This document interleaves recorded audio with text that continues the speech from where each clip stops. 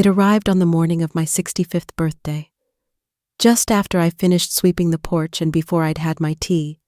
A plain cream envelope, no stamp, no return address. Just my name, Nora, written in a slanted print I hadn't seen in 19 years. I almost missed it. It had slid halfway under the doormat, nearly lost among the pine needles and mail circulars. But something about the way the end curled like a small wave folding back into itself froze me in place. My hands didn't tremble. Not yet. I bent down, picked it up slowly, and turned it over. Nothing else. No markings. No smudges. Just that name. Just mine. I took it inside. The tea kettle had started to hum, but I didn't move.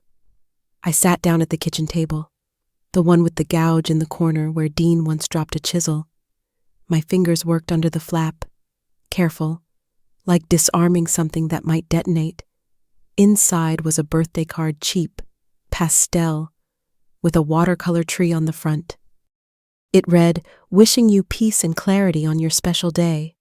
But that wasn't the part that made me drop the card. It was what was written inside, in that same slanted print, that same backward E that always looked like a tiny 3. Happy birthday, Nora. The truth is still where you buried it. I didn't scream. I didn't cry. I just sat there, staring at those words like they were pulsing. Dean, my husband, gone since 2006, declared missing, presumed dead. There had been a search, a report, a memorial. I had stood by an empty coffin and thanked people for casseroles. For 19 years. I told myself the river took him, that he had slipped or sunk or vanished the way things sometimes do when the current is strong and the night is quiet. But I never had a body, never had a goodbye, just silence. And a set of house keys he left behind on the kitchen counter beside a note that said, "Gone to get firewood." That was it. And now this card, this sentence, this hand reaching back from whatever place he disappeared into. The tea kettle shrieked, high and hollow. I didn't hear it right away. The room felt tilted, like gravity had shifted and no one warned me. I stood slowly, turned off the stove, and leaned on the counter with both hands. The card lay open on the table behind me, and I didn't need to look again. I'd already memorized it. The truth is still where you buried it. But I hadn't buried anything. Had I? Back then, life felt like something you could hold in your hand, warm, solid, ordinary in the most beautiful way.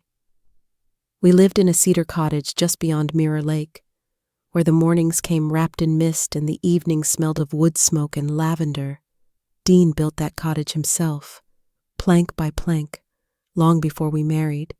He used to say it would last longer than both of us. I believed him. I believed in a lot of things back then. He was a carpenter, meticulous and quiet, the kind of man who kept his tools sharpened and his promises simple. He didn't bring home flowers, but he'd fix the broken kitchen drawer before I even noticed it was stuck. I taught middle school literature, made too much tea, and always lost the chalk during lessons. We were steady. That's the word I'd use now. Not passionate, not thrilling, just steady. In the mornings, he made coffee, black with no sugar, and I toasted bread, always burning the first slice. He'd shake his head, kiss my forehead, and take it anyway. I'd pack his lunch in wax paper, write tiny notes on napkins, "Today will be gentle," and slip them between the turkey sandwiches and oatmeal cookies. He kept everyone. I found them years later in an old cigar tin labeled "Naps and Notes." Our son, Isaac, was the kind of child who asked big questions before bedtime. Do trees get lonely? And once tried to return a frog to the pond because it looked like it missed someone.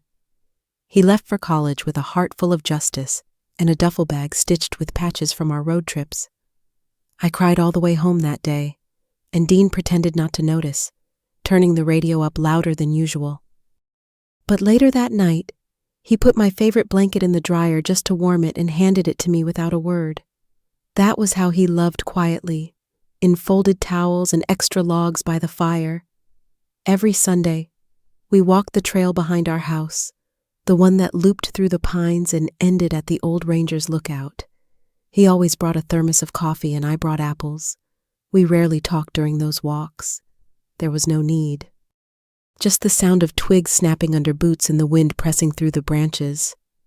One winter, when I was sick for weeks, Dean built me a bookshelf by the bed and filled it with secondhand mysteries. He said, "If you're going to be stuck inside, at least travel somewhere in your mind." And I did. We used to dance in the kitchen slow, silly steps with bare feet on cold tile. Our song wasn't really a song. It was the sound of the kettle boiling, the soft creak of the screen door, the rhythm of a life that didn't need a melody to feel like music.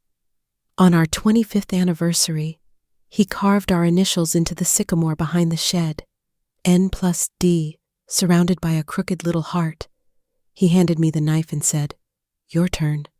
I laughed, nervous I'd ruin it. I didn't. The lines are still there, weathered, but stubborn, just like me. There was a winter when the power went out for 3 days. We lit every candle in the house, cooked soup over the fireplace, and slept in layers. He told me stories in the dark about his childhood, about the tree house he once built and never climbed, about a dog he loved that ran away and never came back. I think I fell in love with him more in those stories than in any moment before, not because they were sweet, but because they were unfinished. Like him, he wasn't perfect. He had a temper, mostly with himself. He hated asking for help, would rather break his back moving a log than admit it was too heavy. He never liked crowds, couldn't stand small talk, and always wore the same green flannel until it nearly fell apart. But I knew how to read his silences. I knew when a sigh meant I'm tired and when it meant stay close. I knew the sound of his boots on the back steps, the rhythm of his breath when he was trying not to worry. I knew him, or I thought I did. The truth is, we build people out of moments, and sometimes those moments are so kind, so ordinary, so steady, that we forget to question the quiet. We forget that still water can hide the deepest things. Looking back, there were no fireworks in our love, no grand confessions or candlelit confessions, but there was safety. And when you've shared a bed with someone for half your life, safety begins to feel like love. I didn't need more. I didn't think I did. And that's what makes everything that came after so hard to hold. Because when the person who made you feel most at home walks out of the frame, you start questioning if the picture was ever real at all. I didn't fall in love with a lie. I just didn't know the truth had packed its bags long before he did. It started small, so small I could have missed it entirely if I hadn't been someone who memorized the sound of his breath in sleep. The first time I noticed was a Wednesday, late September. The tomatoes in the garden were splitting from too much rain, and the wind had that faint, metallic edge that warned of winter creeping in. Dean came in from his shop later than usual, hands dusty, eyes distant. He didn't kiss my cheek, didn't even brush the sawdust from his collar before sitting down. I asked if he wanted soup or stew. He shrugged, said he'd already eaten. That night, he didn't read the paper. He didn't ask about my day. He went upstairs early, and when I followed, I found him sitting on the edge of the bed, staring at the floor like it held something he'd dropped but couldn't name. He looked up, startled like I'd caught him in a private thought, then stood and said, "I think I need to take more walks, just to clear my head." I nodded. Of course. Fresh air. He'd always been a creature of the woods, but something about the way he said it, something clipped, rehearsed, didn't feel like my Dean. The next night, he left just after dinner, didn't take the dog, didn't take a flashlight. He came back an hour later, cheeks flushed, smelling like pine and something else I couldn't place.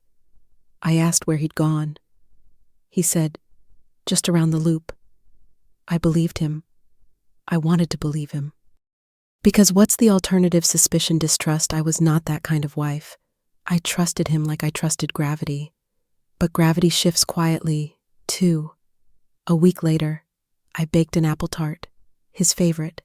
I lit a candle, set the table, even wore the cardigan he liked, the one he said made my eyes look like stormy sky just before it clears. He walked in, saw everything, and blinked like he didn't recognize the scene. "What's all this?" he asked. I said, "It's Friday." He nodded. "Right." Long week.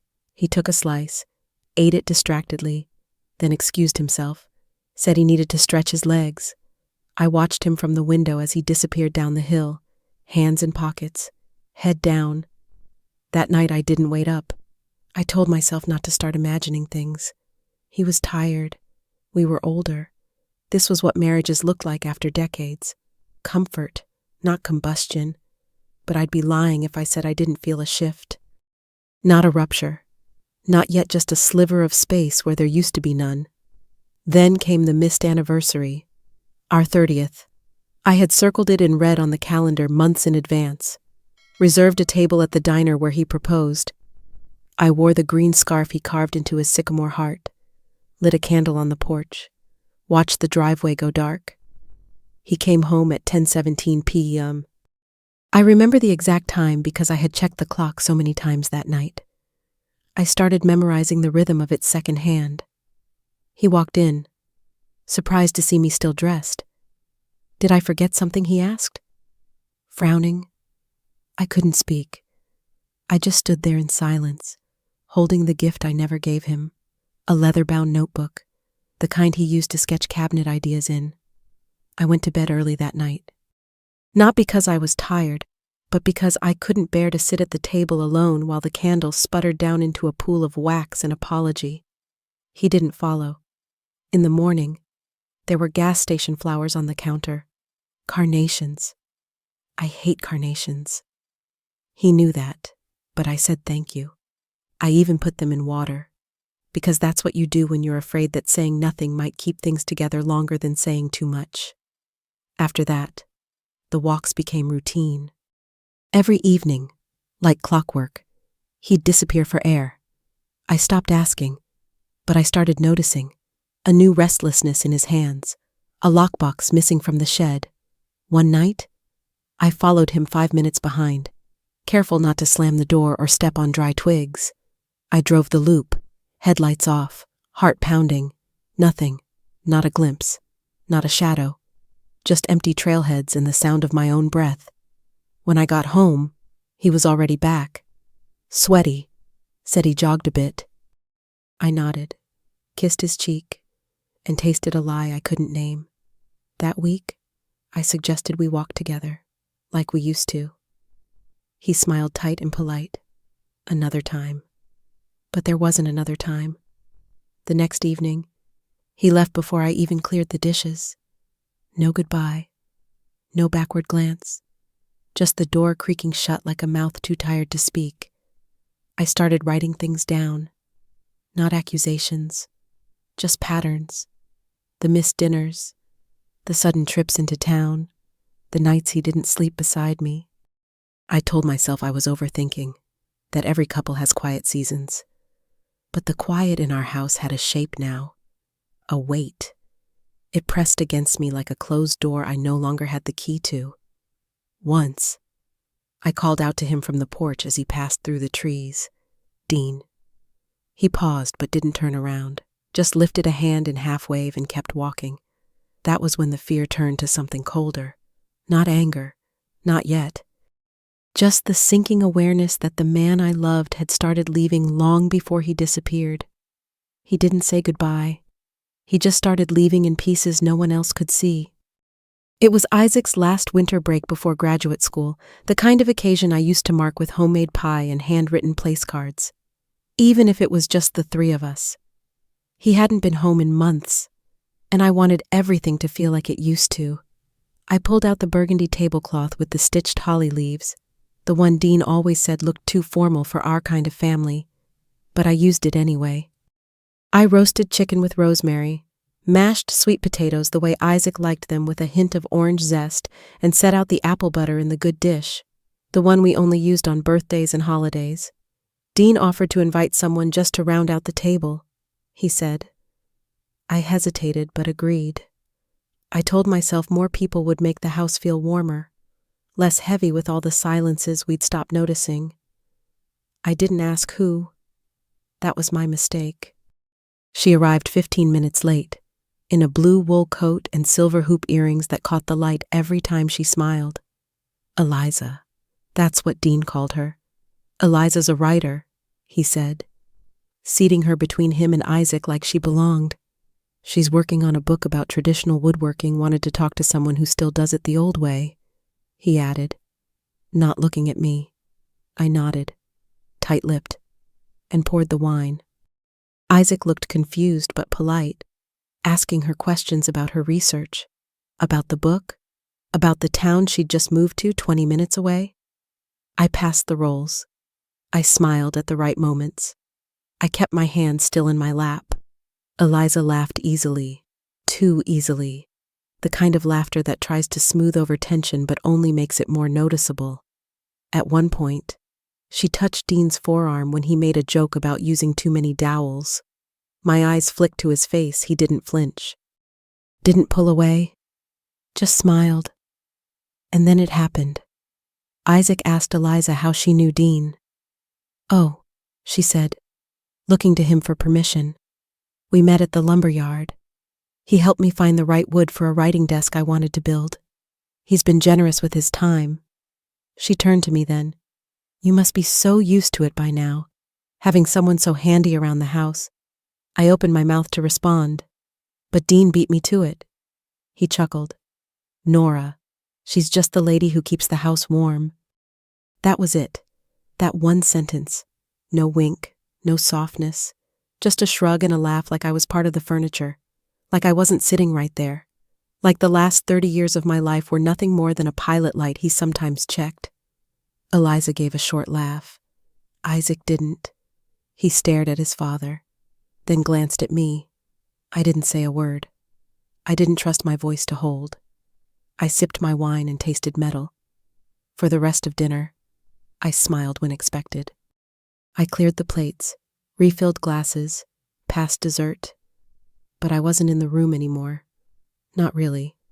I was standing outside the life I thought I'd built, looking in at a woman who looked like me but no longer resembled the person I remembered. After Eliza left with a soft thank you and a final touch on Dean's arm, I excused myself, said I had a headache. Isaac followed me into the kitchen 10 minutes later, asked if I was okay. I said I was fine. I wasn't.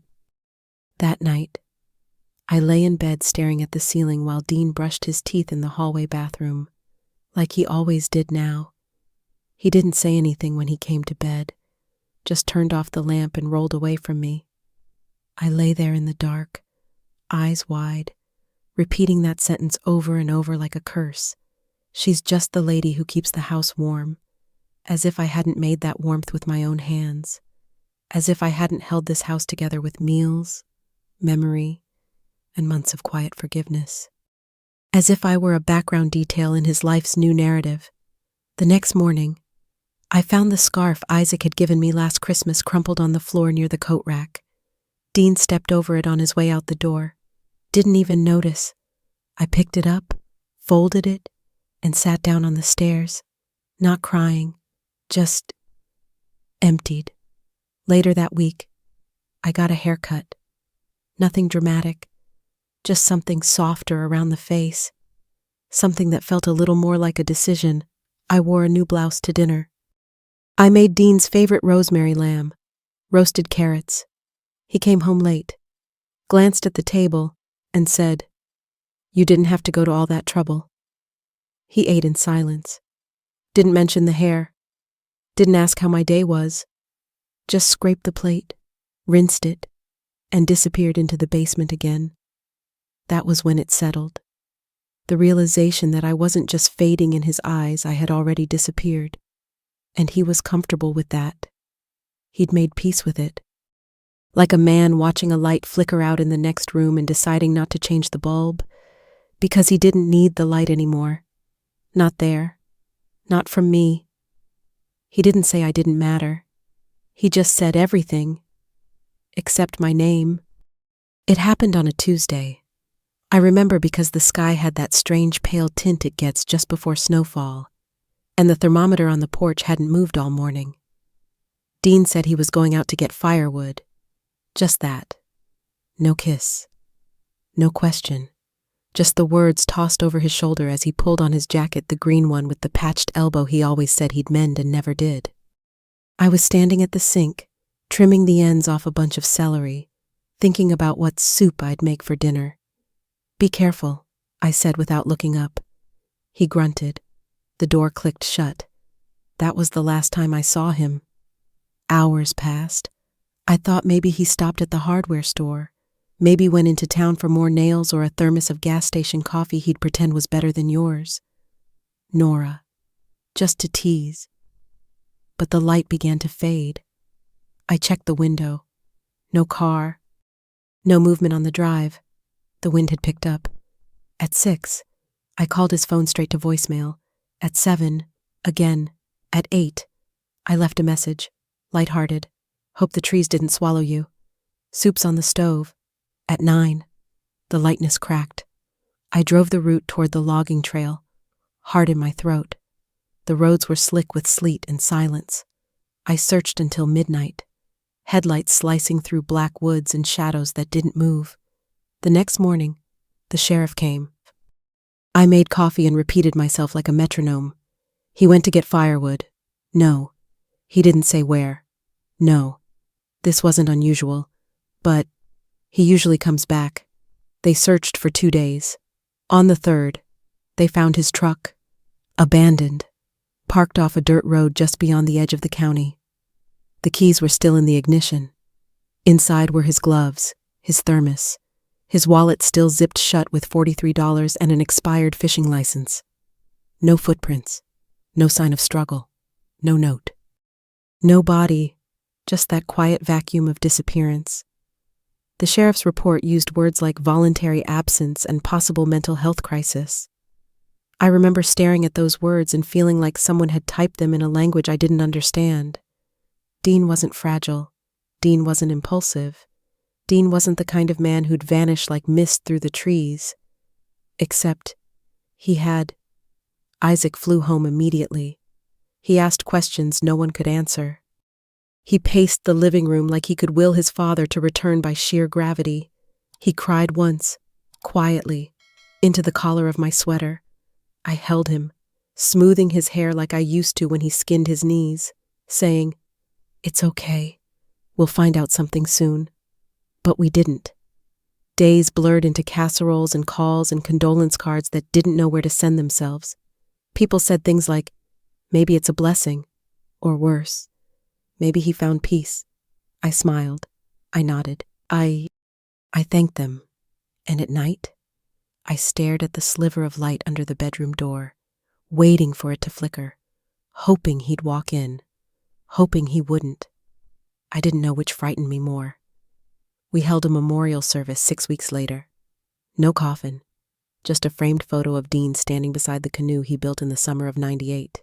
He was smiling, wind in his hair, sleeves rolled up. The pastor read a poem.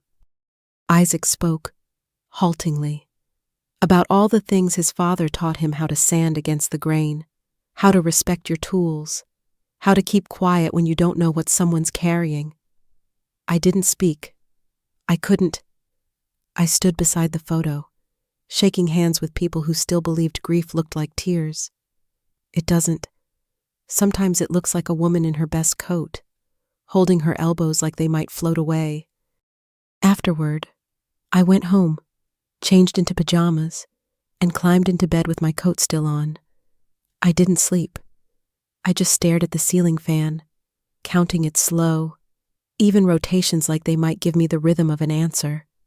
Dean had vanished, and I had to learn how to keep living in the space he left behind, not as a widow, not quite, but as something more complicated. A question mark wearing a wedding ring. I stopped answering the phone. I stopped baking. I let the herbs in the window box go dry, let the mail pile up, let the garden choke itself in weeds. I fed myself toast and black tea. Some days, not even that. I wore the same sweater for a week, then 2. The smell of cedar and silence clung to it like a second skin. People stopped checking in. They always do. Everyone has limits, even for empathy. After 3 months, the town had moved on. Dean was a whisper, a maybe, a name that trailed off in conversation, only I still saw him everywhere. In the porch swing he built that never stopped creaking. In the row of mismatched mugs he refused to replace. In the chair he carved for me the year we turned 50, the one I couldn't bring myself to sit in. I waited. For closure. For a sign. For a reason.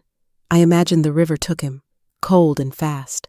I imagined him starting over somewhere else, his face in a new town, his hands building someone else's life.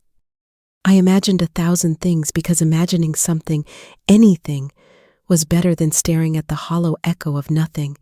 And the worst part was, I couldn't even be angry. Not fully, not then, because you can't scream at a ghost. You can only whisper into the silence and hope it echoes back. He didn't leave a body. He left a pause, and I was the one who had to keep breathing through it. Grief, when it doesn't have a name or a date or a body, becomes something else entirely. It turns into dust, clinging to everything, invisible but suffocating.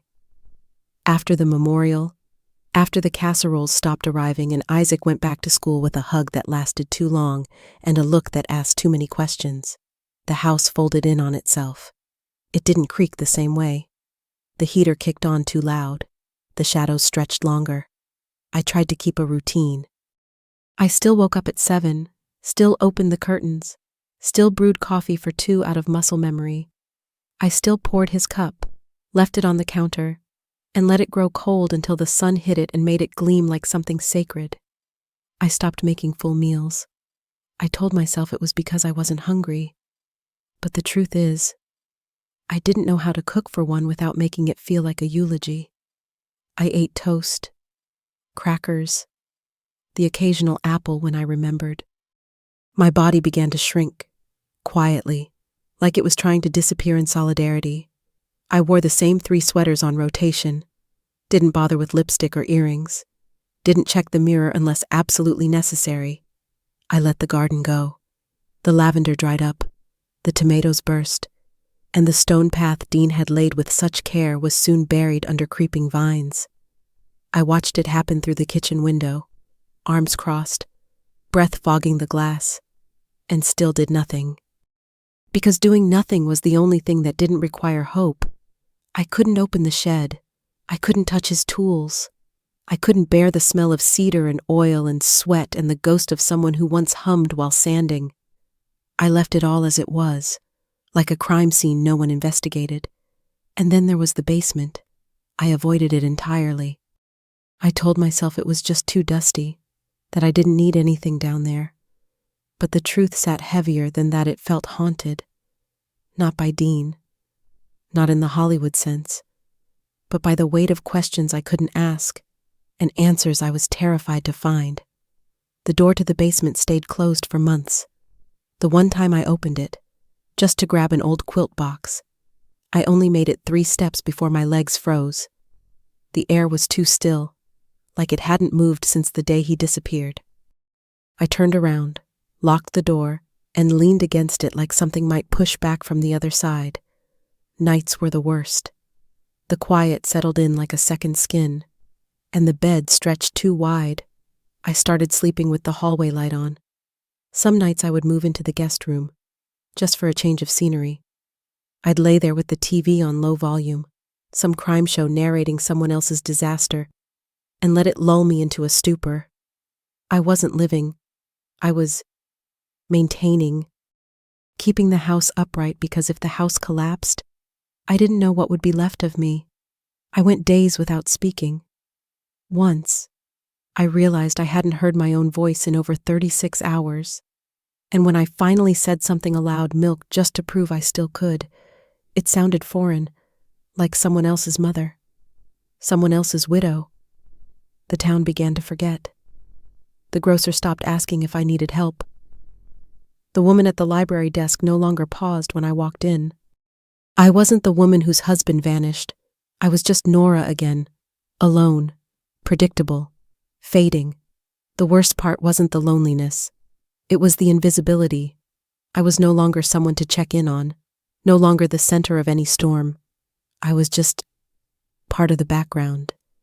One day, I found a stack of mail on the porch, some junk, a letter from Isaac, and a postcard from Dean's cousin in Wisconsin. She didn't mention him, just wrote, "Hope you're keeping warm." I sat on the porch swing, clutching the postcard, and realized I couldn't remember the last time someone had asked how I was really doing. I hadn't even asked myself. That night, I opened an old photo album, not because I wanted to reminisce, but because I needed to remember I had been someone once, a girl in a pale blue dress, holding hands with a man who looked at her like she was sunrise, a young mother, smiling beside a birthday cake with Isaac spelled out in lopsided frosting, a wife on the deck Dean built, barefoot, holding a watering can, eyes soft with something that looked a lot like joy.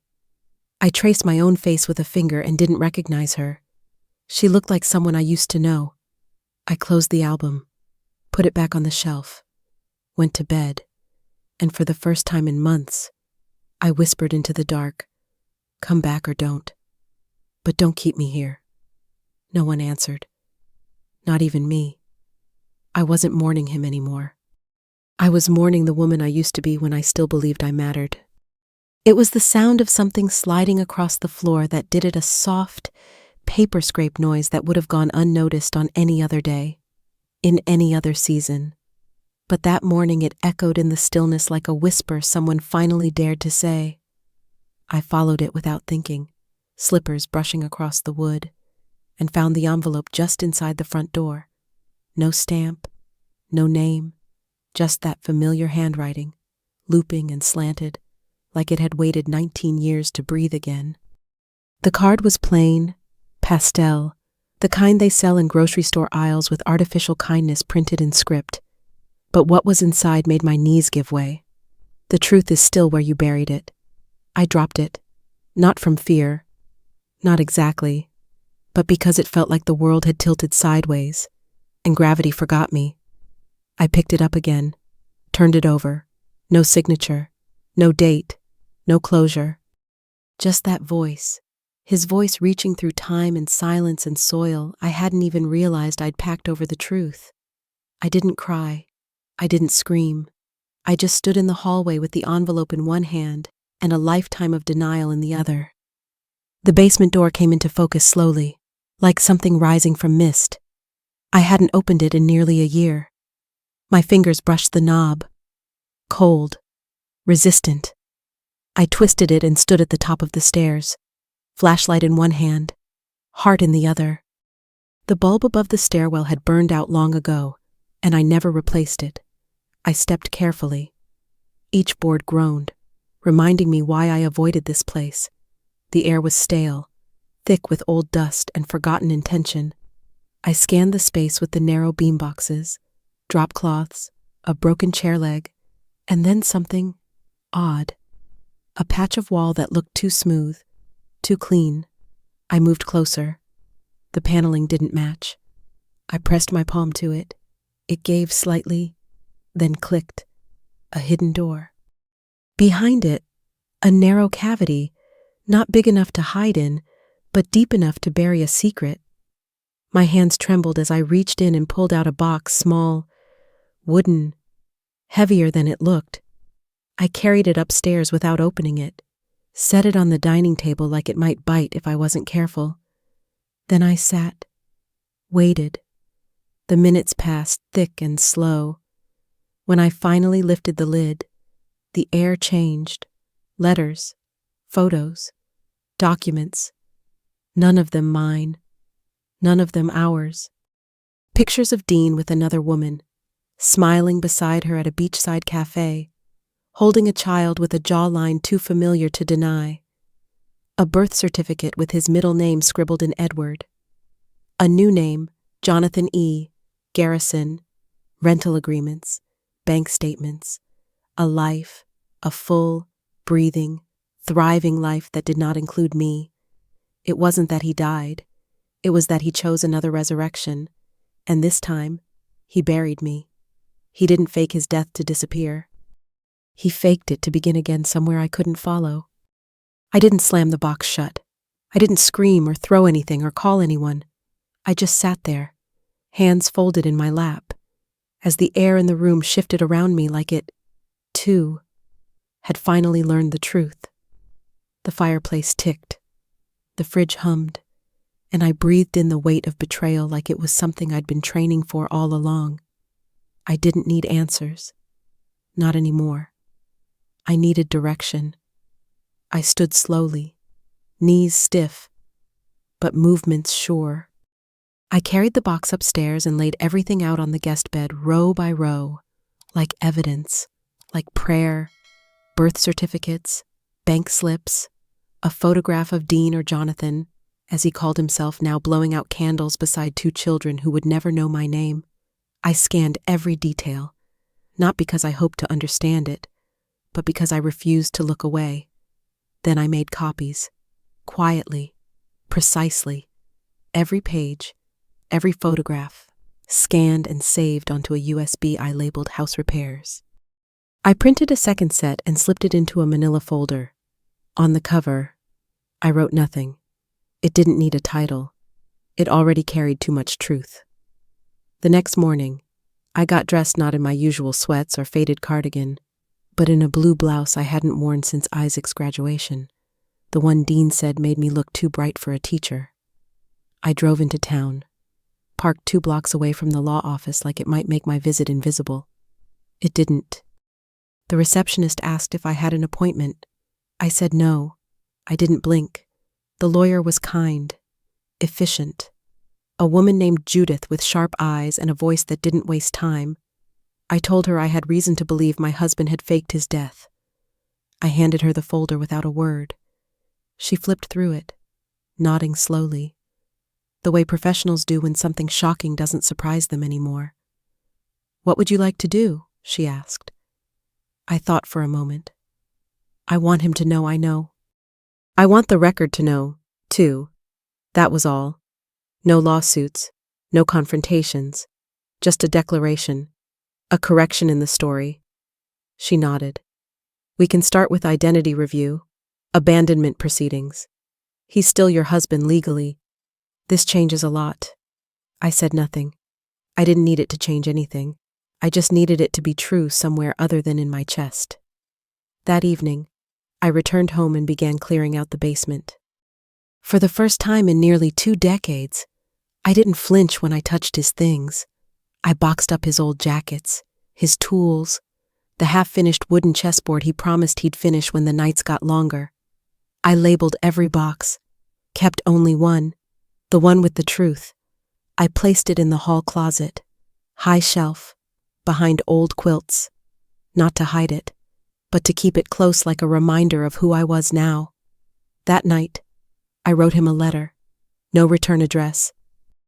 Just one sentence typed on white paper. "I found the box. I know everything. Don't contact me. Not again."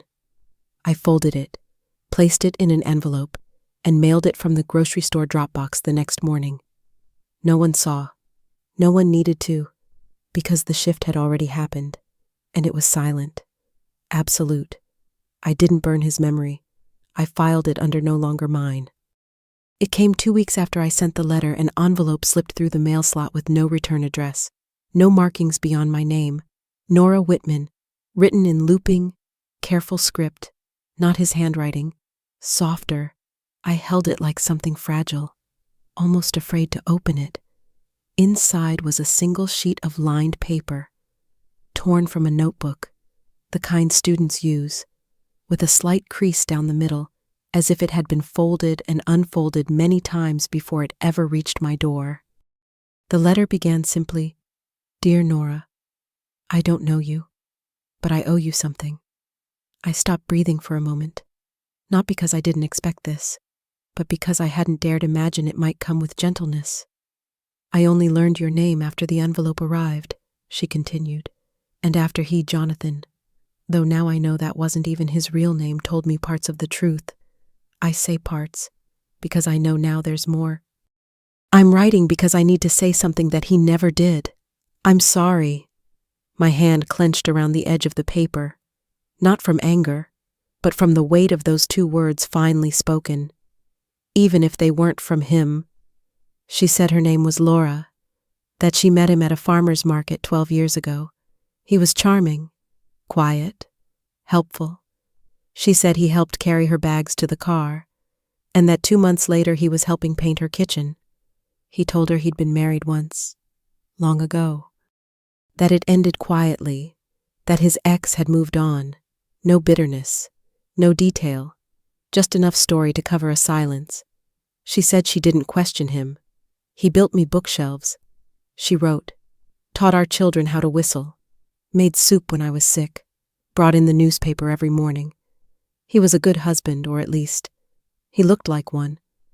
But I think now, he was just trying to finish a performance he abandoned halfway through somewhere else. I read that line twice, then 3 times. She had found the folder I sent, not because he gave it to her, but because she was looking for birthday candles in the garage and pulled down the wrong box. It didn't feel like betrayal at first. She wrote, it felt like a dream ending too fast, like waking up with someone else's name on your pillow. She confronted him. He didn't lie, didn't fight, just lowered his eyes and said, it wasn't supposed to follow me this far. And that, she said, was the last time he looked her in the eye. I told him to leave, she wrote, not because I hated him, but because I couldn't bear to raise children in the shadow of a man who knew how to vanish. My throat burned, not from tears, but from something deeper recognition. She said the kids didn't understand. Not yet. That she told them he had made a mistake a long time ago, one that hurt people he never had the courage to face. She didn't tell them my name, but she said it to herself, said it aloud in an empty kitchen. Your name deserves to be spoken, she wrote. You deserve to be seen not as the past, but as the truth. I placed the letter flat on the table, smoothed it out with both hands, and realized I was shaking not from fury, not from shock, but from the stillness that comes after a storm has cleared and left everything raw and real. She didn't ask for forgiveness. She didn't even offer friendship. She just wrote, you survived something I didn't know I was part of, and I see you now, even if he never did. At the bottom of the envelope was a small leaf, pressed flat between 2 slips of parchment. Maple, burnt orange, still intact, still whole. I stared at it longer than I meant to, not because it held some poetic weight, but because it reminded me of something that had fallen and yet hadn't crumbled. I didn't write her back. There was nothing left to say. But that night, I opened the window just a crack and let the cold air in. I stood there, bare feet on the old rug Dean once said he'd replace and never did, and I whispered her name. Not because I needed her to hear it, but because I needed to hear myself say it. Laura, the woman who unknowingly lived beside a man who had taught himself how to live twice without ever learning how to stay. She was never my enemy. She was just the next page he turned before he finished the last. And she closed the chapter I thought would never end with a kindness I never expected and a sentence I hadn't dared believe could be true. You are no longer the invisible one in this story. You are the reason it ends. She didn't destroy him. She returned him like something borrowed too long, too broken to keep. It began quietly, not with fireworks, not with some grand declaration, but with a drawer, a single kitchen drawer that had stuck for years, always catching on the side panel, always needing a tug and a small curse. One morning, I pulled it open without thinking and it slid out smooth, like butter over warm toast. I stared at it for a long time, then laughed. It was the first real sound I'd made all day, maybe all week, and something about that laugh made me pause, not because it was joyful. It wasn't. It was hollow and sharp and sudden, like a nail finally giving way under pressure. But it was mine, It echoed off the cabinets, filled the space Dean used to occupy, and for the first time, I didn't flinch at the sound of my own presence. That afternoon, I swept the basement, not because it needed it, though it did, but because I wanted to see what else I had stopped noticing. The air didn't feel as heavy anymore. The corners didn't hold the same shape. I opened windows. I let sunlight touch the places that had been closed too long. I donated the boxes I'd once been too afraid to lift. I kept only one, the one that told the truth. I labeled it history and placed it on the top shelf of the closet. Not to forget, but to remember on my own terms. I began writing again. Not stories. Not yet. But small things. Grocery lists. Observations. Dreams I hadn't admitted out loud. I started cooking for myself real meals. Not toast. I used the good plates. I played old records and let them crackle through the house like old friends come back to visit. I bought flowers for the table, just because, every Saturday, I walked to the coffee shop Dean and I used to visit. I didn't sit inside, not at first. I just stood across the street, watching other people live their lives, young mothers with strollers, older couples arguing softly over muffin choices. One day, I crossed the street, went in, ordered a chai instead of black coffee, sat by the window, read a book.